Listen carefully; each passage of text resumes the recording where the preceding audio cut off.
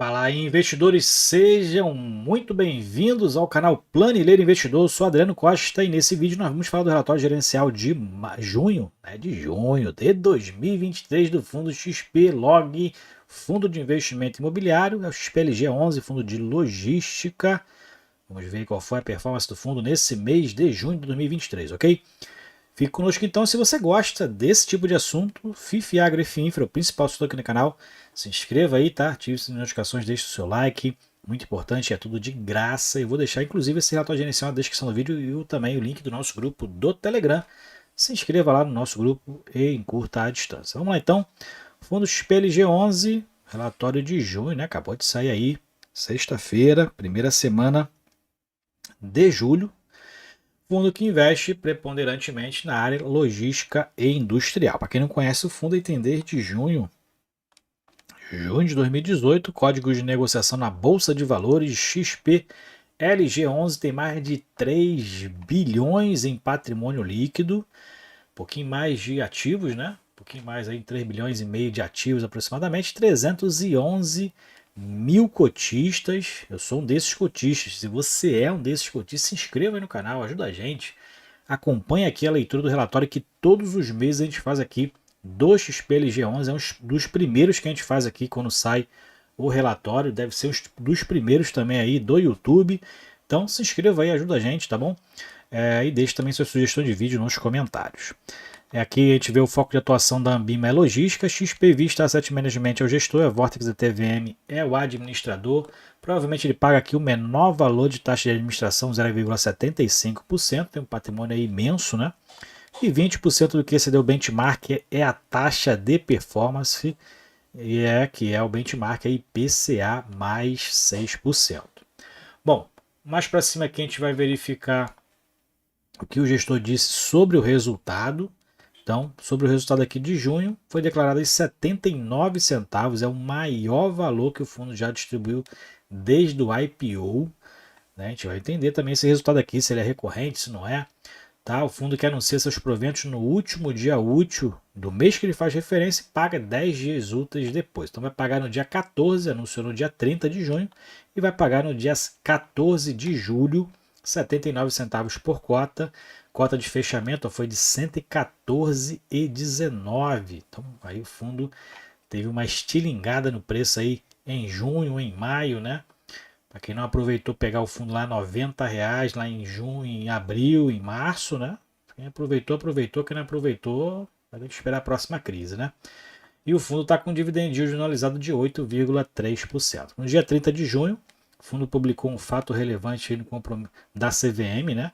Que ele concluiu a operação, inclusive, da securitização do especulativo Cajamar, né? A securitização dos recebíveis já dos contratos de locação para garantir lá o valor da obra, inclusive, né? E aí o fundo então emitiu duas séries ali de CRIs, 35 milhões a primeira, a uma taxa de CDI mais 2,5%, né? E aqui a segunda de 65 milhões, CDI mais 2,7%, com carência total nos 12 primeiros meses. E concluiu também a expansão da Renner, a BL de mais de quase 12 mil metros quadrados, né? 38 milhões e meio de reais, né? E sendo que a expansão integra o mesmo contrato já firmado, né? Contrato atípico já firmado com a Renner. Bom, em relação aqui aos resultados, bom, ele fala aqui sobre a combinação aqui dos alguns fatores, né? Que ele inclusive falou no relatório passado, que foi a redução da vacância, né? A redução da vacância, a correção monetária dos contratos, né? Principalmente os contratos atípicos e o ganho de capital na venda do imóvel lá no ano passado fez com que o resultado aí fosse o excedente, né, dos resultados fosse distribuído em junho, o que deu aí uma distribuição extraordinária de 4 centavos por cota, né? Vamos ver se isso vai permanecer, né? Já que é uma distribuição extraordinária, não sei se ele vai continuar com esses 79 centavos sendo distribuídos aí para os próximos meses. Em relação ao fluxo financeiro, a gente verifica aqui que o fundo teve receita de locação de mais de 21 milhões e 600 mil reais, quase 1,5 milhão de receita de rendimento de fundo de investimento que tem na carteira e mais de 156.700 reais de rendimento de caixa, que totalizou R$ 23.251.000. Despesas do fundo em torno de 10%, um pouquinho mais de 10% das receitas, né? 2,6 milhões. Principal que são as despesas operacionais, que aqui na verdade são despesas provavelmente dessas taxas aqui que o fundo paga, administração, gestão, custódia, né? E tudo mais. E despesas financeiras, né? O fundo paga aí os serviços da dívida, provavelmente os imóveis aí, os CRIs que tem na carteira, os imóveis que ele financiou. Então tem ali as despesas ali, os encargos e os juros remuneratórios desses financiamentos. São essas despesas financeiras que o fundo tem atualmente. O resultado do fundo então foi de R$ 20.600.000. E o fundo distribuiu então, como falou lá em cima, 4 centavos aí extraordinariamente, R$ 21.400.000, totalizando 79 centavos por cota, né?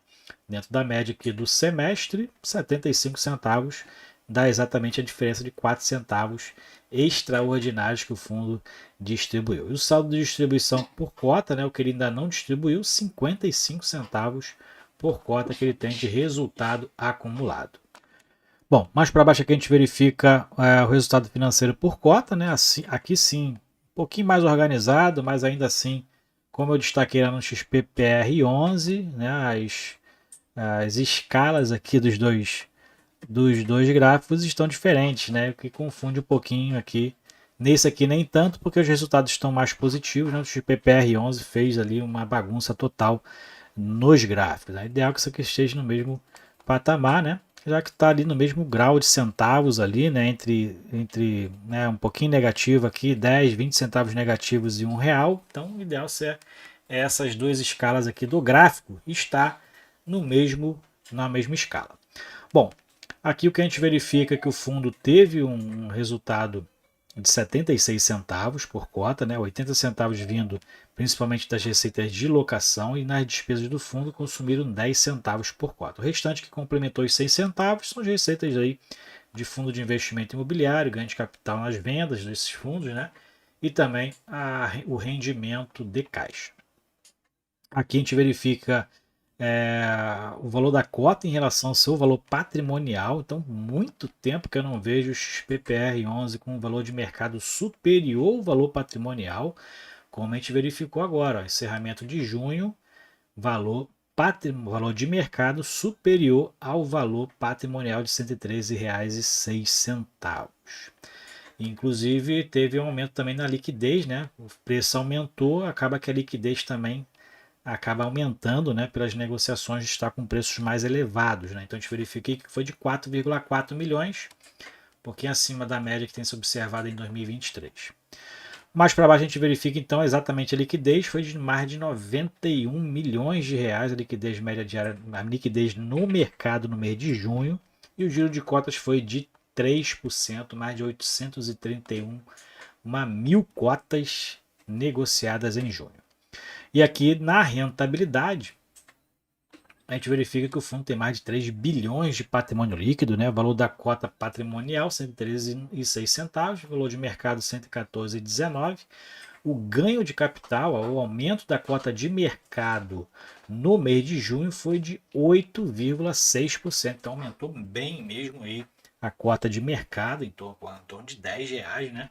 Aumentou a cota de mercado durante o mês de junho, né? E o retorno total foi de 8,54%, é quase o dobro do IFIX no período. Então, realmente, o fundo teve um desempenho aí no mercado de valor de cota muito alto. Portfólio do fundo, 90% do seu portfólio são imóveis, 3% aplicações financeiras e 7% cotas de outros fundos, 66% dos seus contratos de locação são contratos atípicos.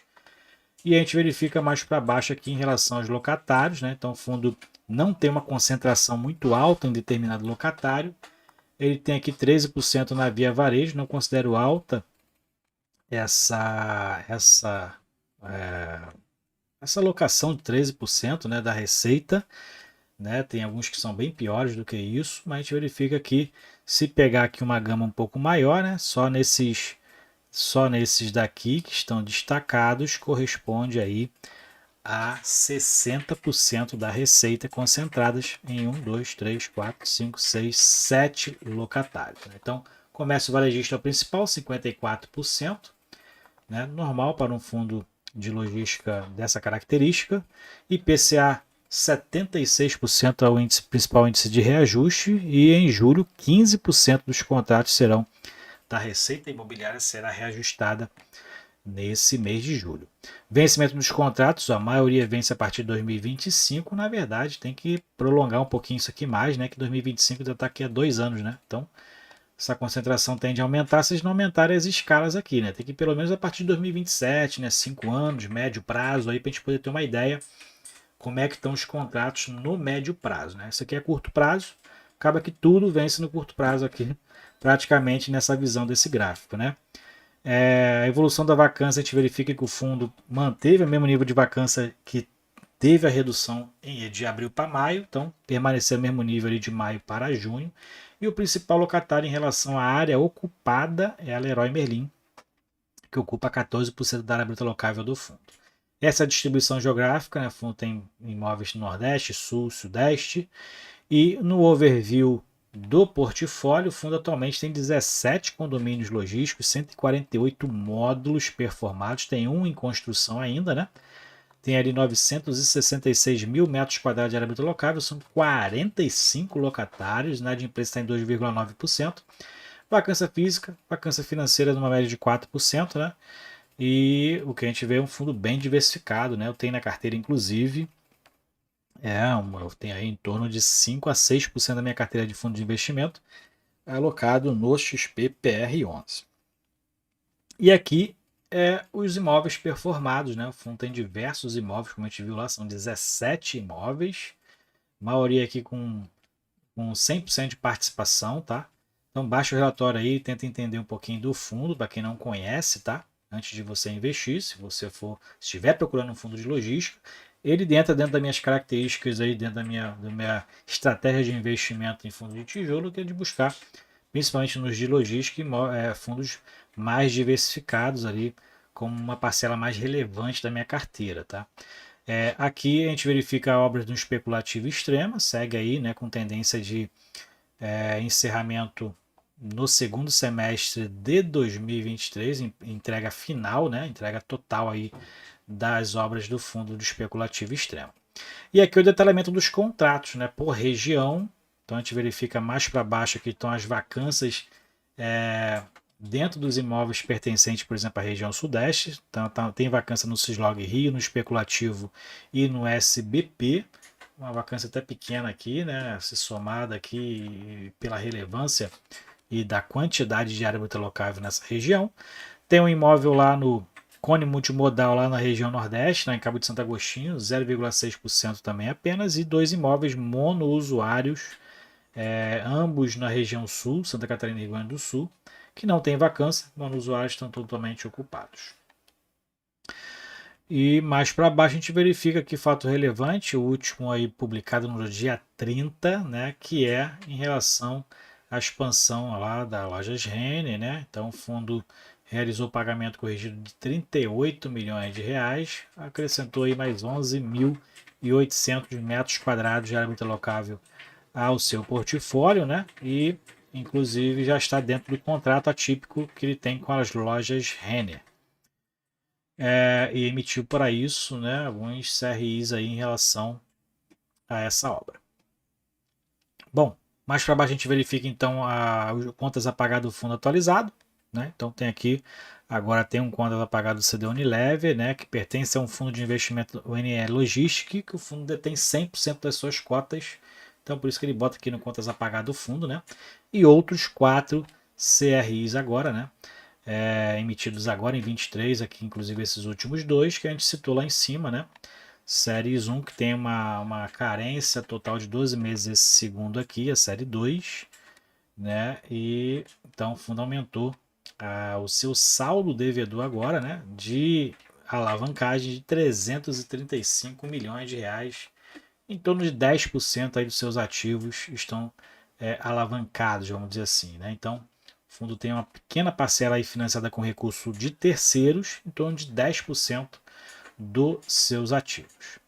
Então é isso aí, relatório gerencial do XPLG11, espero que vocês tenham gostado do vídeo, deixe suas opiniões aí, seus comentários inclusive. Se você também for cotista do XPLG11, compartilhe com a gente aí, tá bom? Eu tenho em torno de 6% da minha carteira alocada no XPLG11, né? Há algum tempo já, sou praticamente mais de 3 anos aí cotista do fundo, desde o início da minha carteira, né? Então é isso aí, se você gostou do vídeo, deixe seu like, se inscreva no canal, até o próximo, tchau, tchau.